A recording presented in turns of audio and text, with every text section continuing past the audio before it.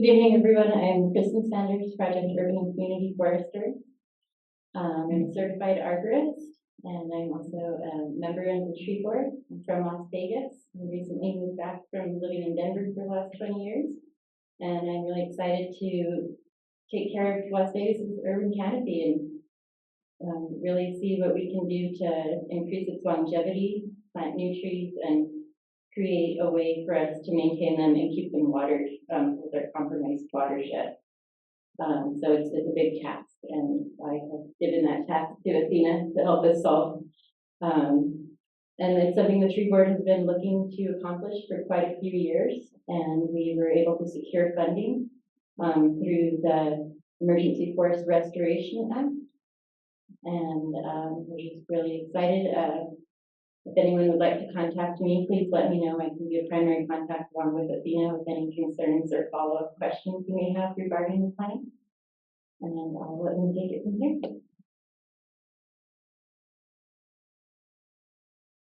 Okay, now I'm going to introduce Athena Scher. She is Seeds of Wisdom Principal Urban Forestry Designer, and she's going to present an overview of what we know now.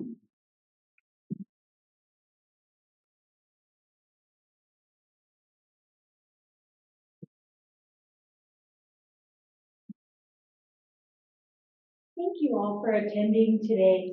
This kickoff meeting is for the Urban Forestry Management Plan. It's a unique opportunity to learn from the past storm events and shift our mode from one of reaction to one of proficiency, adaptability, and proaction. We're doing this through knowing what we have by inventorying trees in the parks and developing and analyzing maps, and most importantly, you're listening to each other. This plan is not being created in a silo. It needs to be a reflection of the community's vision of a healthy and safe outdoor environment. We can get ahead of the next storm and plan now for the livability of our future forest. There are three overarching themes for the plan: trees, stormwater, and people. Trees provide shade and absorb stormwater. As such, they are essential in restoration efforts. Shade is significant for the survival in the high desert. It cools, allows retention of soil moisture, which increases soil biology and microbes. These further develop the soil, which become rich and abundant in nutrients, allowing seeds to germinate and plants to grow. The urban canopy encompasses all trees and large shrubs in our city and surrounding areas, from city parks to river corridors to personal backyards. Every tree makes a difference and makes possible the ability to withstand the pressures of climate change and uncertainty. Essentially, trees create resiliency, adaptability, and livability. However, not all trees offer the same support for us, for wildlife, and for our future. Obviously, fruit and nut trees provide food. Evergreens offer shelter for birds in the winter. But different trees have different requirements for survival, and with the climate variability that we anticipate comes a need to be proactive in our protection and care of existing trees, the planting of new ones, and in recognizing that some are just not thriving and surviving with the climate changing. Also, the urban environment creates its own set of challenges, and some trees do better in certain locations than others. That is why the diversity of canopy is a successful one, and the maxim right tree, right place becomes so essential to their long-term success. The unique, resilient quality of the northern New Mexico landscape is absolutely precious, as we all know. Over millennia, plants that have grown here have adapted to our winters, our alkaline soil, and our infrequent moisture. They have roots that stretch through the caliche soils to find that moisture, and they're particularly programmed to support the native wildlife populations we have. Place-based planting enhances and exemplifies the rare and specialness of the place. And that's something that we want to hold dear as we plan for the future. Through our inventory, we've discovered, for example, that the Siberian elm is taking up 40% of our canopy cover, which is not only invasive, but it also is holding a spotlight in the parks, and its adaptability tends to lose limbs and can become very unsafe in the presence of drought. That's just how it is built. We are all going to be offering suggestions how we can help sway that percentage so that we can increase diversity in the parks and so that the canopy in the parks is more resilient to these climate stressors. As a result, hopefully, that will impact the private sector and make the private sector also more diverse through these suggestions. By inventorying trees in our public spaces, we learn what trees are doing well as our climate changes. The Parks Department can quickly and efficiently address concerns through this web-based information. Additionally, funding requests can be quantified by using this very same information. Here we've chosen a map selecting for primary maintenance. It's very easy to change what's the highlighted aspect of each of these maps just by using Tree Plotter, which is right here. You can just log in on your URL to the pg-cloud/New Mexico, click on a dot where you're sitting, and be able to instantly be able to see what tree you're sitting under across the state. All you have to do is select for Las Vegas to see our trees. So this map tells us instantly where there's critical safety concern, where there are large trees needing pruning, or where a tree is being recommended for removal. By offering this information on the fly, park crews can quickly see where trees need trimming or, in worst cases, removal. It also helps them to send the right crew with the right tools to get the job done right. Mapping resources provides a wealth of data that is helping us understand what climate stressors in each part of the town. This map from iTree Landscape takes into consideration tree canopy with land surface temperature and population density. Here I'd like to commend Las Vegas actually for the thoughtful approach that it has taken regarding population and tree canopy. It's clear from this map and the subsequent one that we value shade. In the center of the town, where there's the most need for planting, and certainly because it has the highest population, one of the highest populations right here in the red, is actually at 22% canopy cover, allowing it to have a tree equity score of 88%, which is pretty good actually. Canopy cover goal for our area in the semi-arid desert is 30%, and currently the overall canopy cover for Las Vegas is 14.4%. The tree equity score takes into account climate, health, and socioeconomic factors and creates this composite score from it.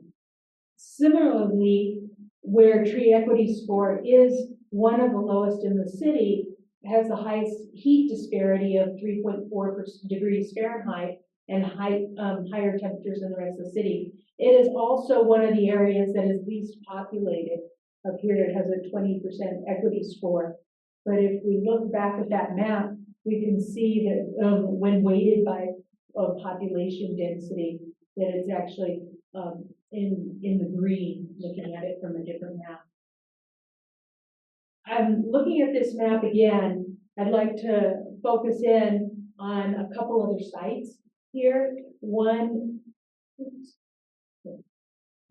is this area right over here that is bright pink, and reviewing that one, it has a tree equity score of 65% and a heat disparity of 2.4 degrees higher than the city average, and a canopy cover of only 6%.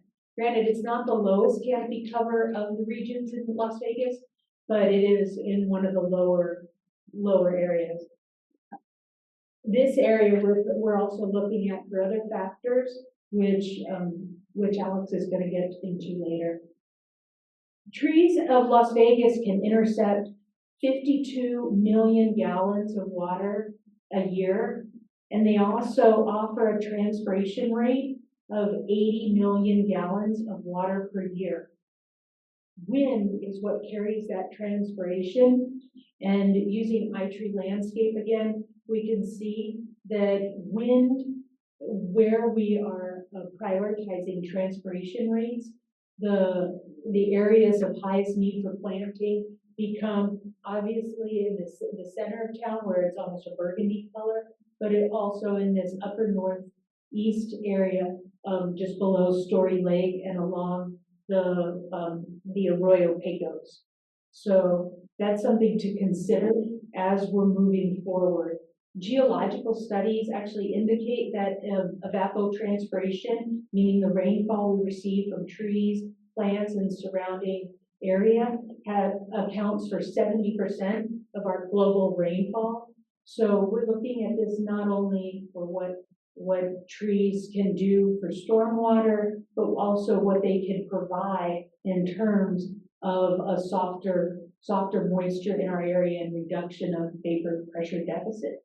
So that's really awesome that we have this ability to look through these maps on the computer and be able to see some of the ways that some of the impacts that can be generated in the plan.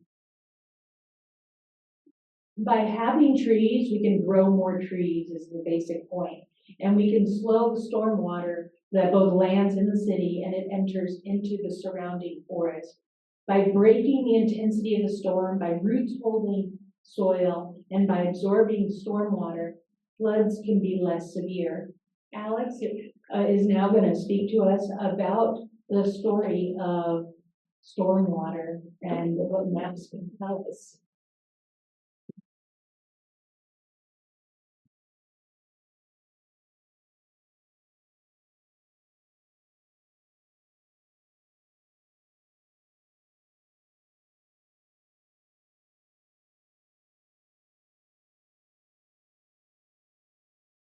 Great.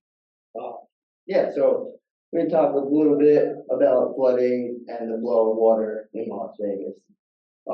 So as we know, flooding is a constant concern during monsoon season, and especially after the Hermit's Peak and Cap Canyon fire. Water resources have become difficult to manage, and we're starting to have to deal with them more and more often. And as we all know, this June, Vegas experienced a storm that dropped 7 inches of rain over several hours directly onto the Meadow City. So we were inundated with stormwater, and the water treatment facility was overtaxed. And so that put a big burden on the city. We were running out of water resources, and we had a ton of water in town. So this article up top, I thought was very poignant just about the flooding. The area that this article focuses on, we will touch on later. So it's a good read, and it will kind of comment or go well along with the story map we're going to look at here. But before we kind of jump into Vegas flooding, we'll step back a little bit because flooding is part of a larger issue that kind of originates from the burn scar. So after the Hermit's Peak Cap Canyon fire, the loss of vegetation and the soil's reduced ability to absorb water, and increased erosion caused by the previous two phenomenon have led to more material and water coming downstream. So essentially the land's ability to slow and absorb the water has been compromised. And so a quick anecdote, this picture is not from there, but I live out near Starvation Peak. And one day after the storm, I took my dog for a walk near Tecolote Creek, and you could smell the ash coming off of the water. I mean, it was dark brown and very dirty. And that's 20 miles south of town. So if the ash and debris is making it that far down, then it's definitely having a significant effect in town.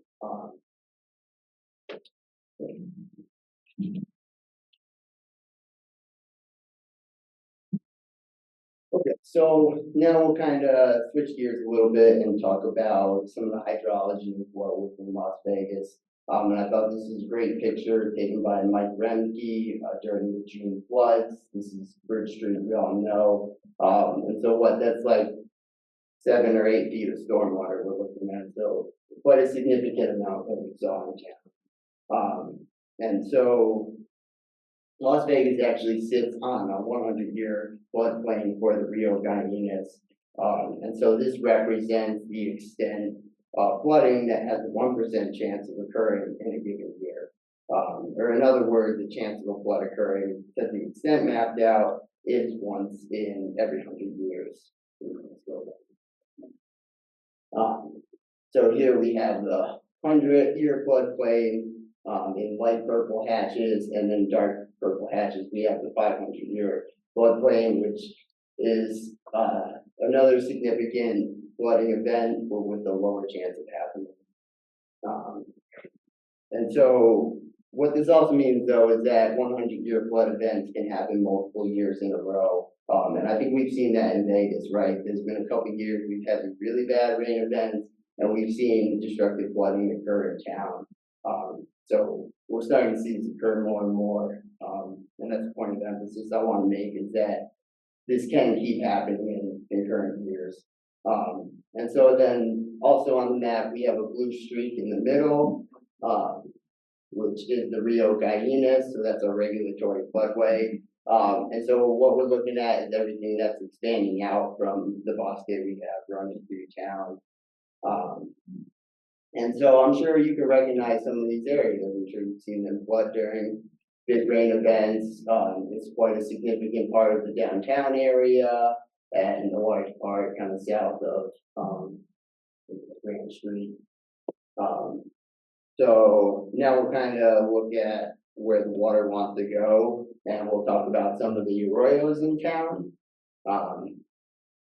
So we have kind of 2 major arroyos in town. We have the Pajarito Arroyo, which runs adjacent to Tecolote Street and meets the Gallinas on the campus of West Las Vegas High School. And then we have Arroyo Hermanos, which is up north a little bit, which crosses New Mexico Avenue and North Gonzales, just north of the plaza, and connects with the Gallinas near Bridge Street. And so these 2 arroyos have been a big center of concern for a lot of people that have taken our survey, a lot of people we've talked to in town. And especially during these large rain events, as they're the main drainages kind of divert water off the bridge and shuffle it down into the Gallinas and out of town. So this is kind of our water management system, if you will, for the town. And so we'll start adding to this map, but this will come back to that optic article where the house flooded, and we'll start to kind of understand why water is collecting in these areas. So what we're looking at here is the arroyo basins for each of the arroyos. So within the boundaries of these large spaces, all the water that falls within these boundaries is going to collect in the arroyos. So these are significant portions of land. And as Athena kind of mentioned earlier, this western side of Las Vegas, where Rodriguez Park is a big center of attention for us, because we see it as an opportunity to collect a lot of that water before it has a chance to really get into town.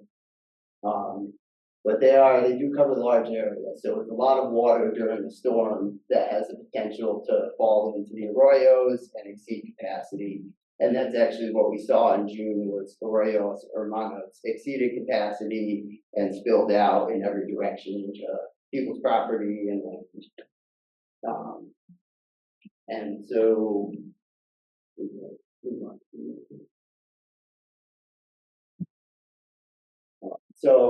as we can see, these arroyo basins encompass portions of the 100-year floodplain, and they also incorporate portions of some of that optic article, and we'll start to take a look at that later. But we can see the arroyos have their own floodplain emanating from them. So during large events, these houses along that waterway have a chance to be flooded.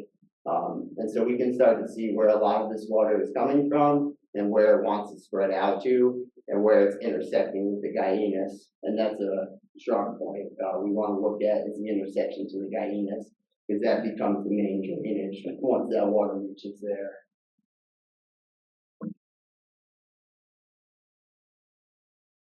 Okay, so for this next part, we'll continue to build on these maps and to demonstrate how we will incorporate community input and knowledge of stormwater flow into the urban forest management plan.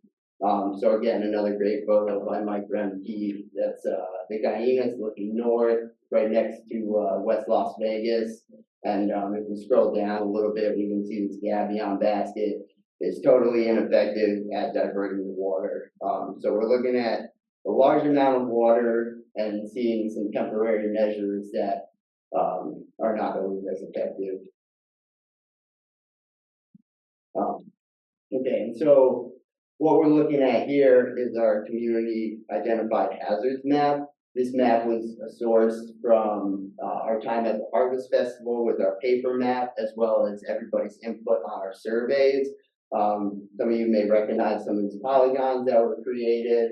And so these are identifying areas of concern by residents of Las Vegas. So in blue hatch, we have areas of flooding, and then in purple, some arroyo sepia damage, and then all these polygons in yellow have all different sorts of concerns. There's flooding, there's hazard trees, there's widowmakers. And so we're going to incorporate all of that input into our plan, because these are the areas people care about and are concerned about and use. So this map is very important for us. And so, yeah, that's why public input is very vital for this plan, because these, again, are just the areas we want to focus on and work on, because they're already the spaces people enjoy and use it. And so as we can see, this map kind of highlights some common areas that I'm sure people have seen flood before. This property here is actually the property in the optic article. And so we can kind of see it's at the intersection of the arroyo, and it's very close to the Guyanas. So we're going to start to take a look at this area a little more, and yeah. And then I think we scroll over to the east a little bit, we can look at 6 and Baca. Everyone knows that they've been doing construction there for how long?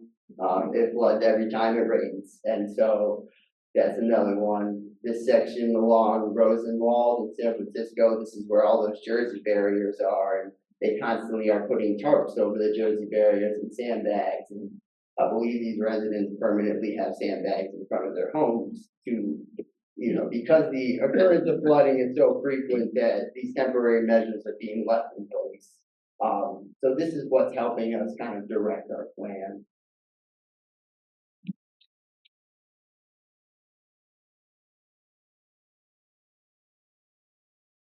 And so now, continuing to add to our maps, we're building on these layers. We're going to start connecting those hazards and concerns identified with the community. And so now we can take a look at this property in the optic article, and I suggest everyone take a look at it. It's a good read. It just kind of shows how desperate the situation can be at times. And so this is the area. It's a little hard to see, but this is the area identified of flooding. This is the property in the optic article. Our blue strip here is the Guyanas. Our light purple is the 100-year floodplain.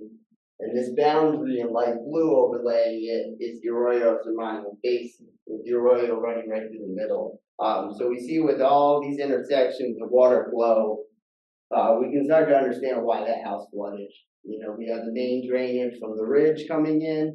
We have the Guyanas very close, which we saw from the earlier pictures, topped its banks. And we know the Arroyo Hermanos from the optic article topped its banks.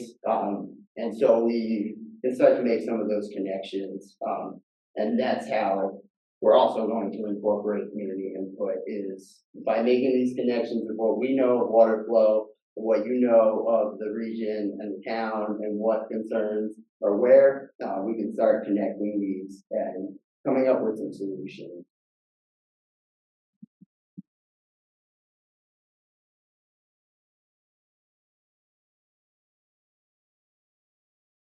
So this is another example of just kind of that, like predictive modeling, I'll call it. We're not really modeling, but making some inferences about where the water is going to be. This is the Mills Avenue Bridge. It's got that huge horse pasture right next to it with the Guyanas bosque right there.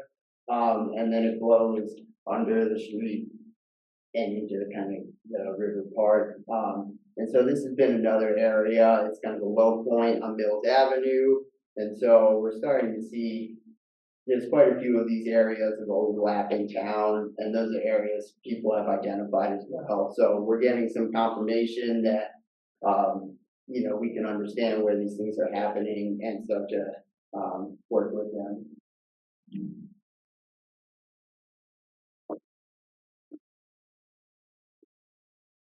And so now we'll start adding our parks and property boundaries into the mix. And this is how we plan to redirect the water. We're looking for city property, public space, public open space that we can utilize to guide the water. So here we have a great connection of Arroyo Palomito connecting up with the Guyanas. Guyanas is a park. You know, it can handle some of that stormwater to an extent.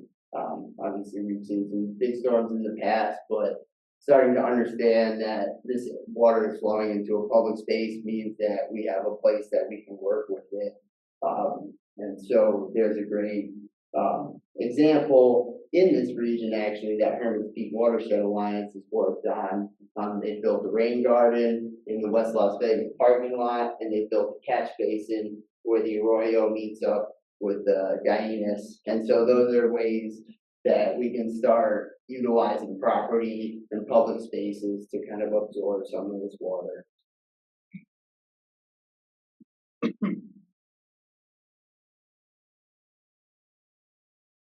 So this is a picture of the catch basin. And so obviously it got hit pretty hard from the recent storms. Starting to lose some of those rock features in there, but this is a way that we can absorb some of that water's energy. Because the big issue is this water is not being slowed down and absorbed up in the mountains, and so it's coming into town with full force. And so what a catch basin is good at is absorbing that force in a more less permeable surface that is less not going to erode away as much.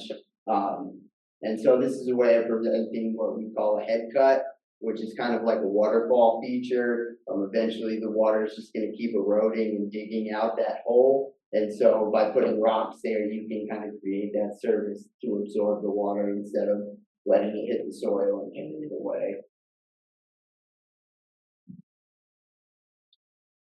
And then this is another opportunity we've seen for green infrastructure. A park neighbor has identified this part of Kia Park as an area that floods. This is kind of at a low point on Mills Avenue. That's the Route 66. And so, yeah, we're seeing a lot of water running down Mills and collecting down at the bottom. And so we've seen this as an opportunity to maybe put in a feature such as like a curb cut, kind of higher up on the mountain, higher up on the road. There's a line of trees up here. And so by putting something like a curb cut up there, we can steer the water towards the trees rather than running down the road through the parking lot and collecting down at the bottom of the park where it becomes stagnant, becomes a breeding ground for insects and pests. And so that goal, just kind of redirecting the water instead of being a force to stop the water or slow it down, but still kind of work with the water. You know, that is how we will kind of incorporate this work into our plan and these hazards and concerns into our plan. It's just taking this input, seeing these green spaces, seeing these opportunity areas of concern and flooding, and putting them all together, to steer the water kind of away from the flooding and towards planting and irrigation sites and gardens and parks. Thank you.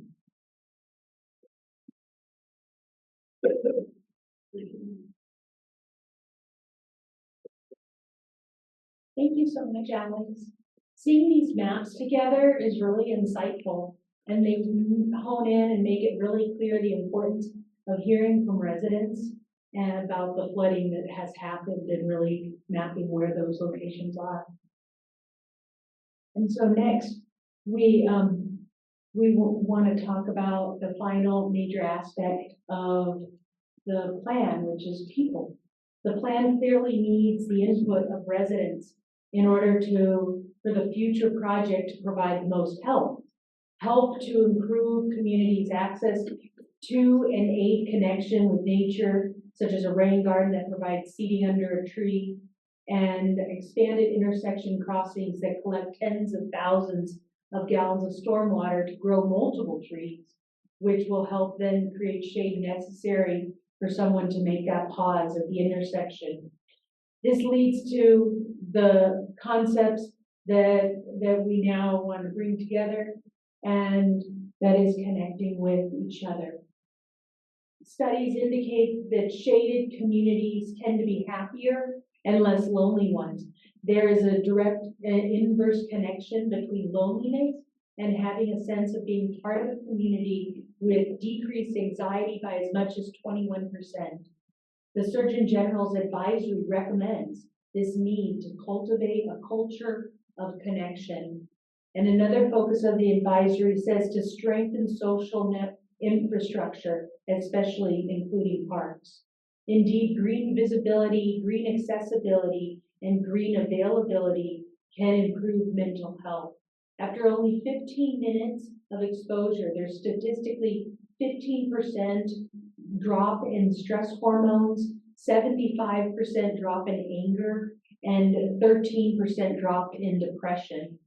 These are some of the reasons why around the world, physicians are beginning to prescribe time outside, such as the tree-dependent forest bathing that we hear about sometimes coming out of Asia. When walking in natural forest settings with a meandering path that's easy to walk on without trip hazards, the mind is able to relax from the constant strain of direct attention.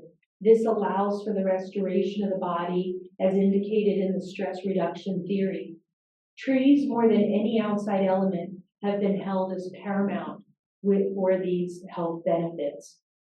Psychological stress, for example, can decrease by up to a third with good canopy cover. This is one reason why urban foresters are proposing the 30% canopy cover of urban areas. This is also why canopy concept of walking along a forest therapy trail for 20 minutes a session or 2 hours a week or 4 to 5 hours a month is becoming a standard prescription. When it is a hot summer day, walking along a trail without shade is exhausting. I find that working with the city is incredibly rewarding because the places we create are immediately accessible to people, whether they're 3 years old or 90 years old. For me, creating accessible place is paramount to urban forestry design because I believe getting out and being around nature is not just for that thrill-seeking mountain bike rider. It is for everyone, and everyone should have access to these places. We'll now like to take the rest of the meeting for public participation.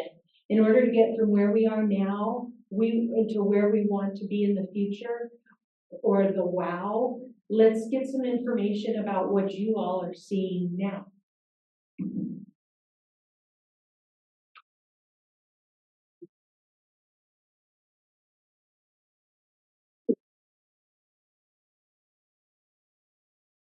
So this is the part that we really need the public's input on, and this is the survey.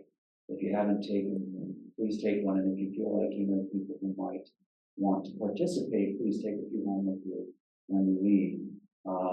We worked on developing a survey that we thought would basically start a conversation. We want to know what the people of Las Vegas think about their green spaces and their parks.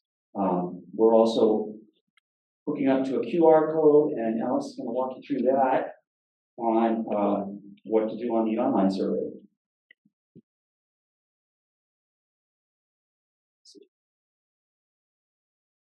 Great, so I know many of you have already filled out the survey, but for those who have not, scanning the QR code will take you to a Survey 123 website where you'll be presented with these same exact questions. And so we just like you to go through and answer them one by one. There's a few choose multiple, there's a few fill in the blanks. But the point we really want to emphasize is there is also a map for you to draw on, and that's very important for us because that produces some of the maps that I showed you earlier in the flood.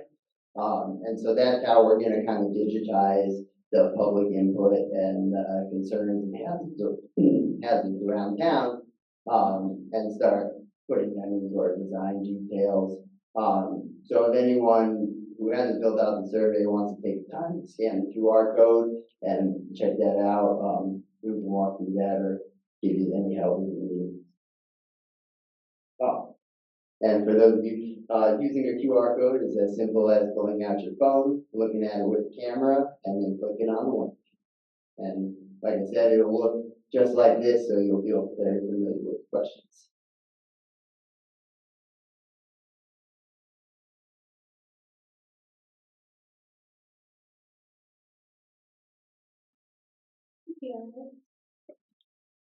Okay, now we're gonna come over to the board over here and start doing some visioning on what we see now.